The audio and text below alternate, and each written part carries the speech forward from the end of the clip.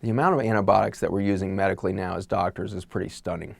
We're prescribing somewhere around 7.5 to 8 million pounds of antibiotics per year. This equates to 830 to 860 prescriptions per 1,000 people, men, women, and children in the United States every year. It's an astonishing number, meaning that more than 80% of the population is being exposed to antibiotics from their physician in one shape or form or other.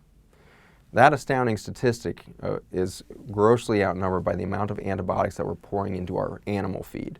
So our pork, our cattle, and our chickens are getting the bulk of the antibiotics that are actually being exposed to your body.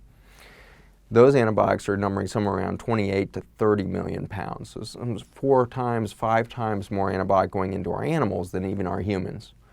It's an astounding number in the United States. We're using around 300 milligrams of antibiotic per every 1,000 milligrams of meat. So per kilogram of meat, 300 milligrams.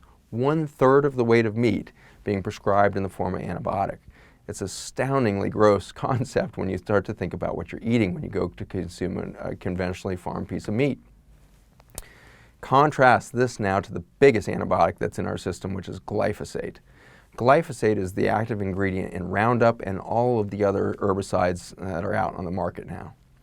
That glyphosate chemical was really devised as an antibiotic. It kills bacteria in the soil and it kills metabolic pathways in the plants.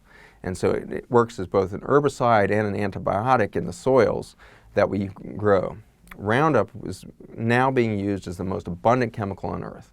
2 billion kilograms.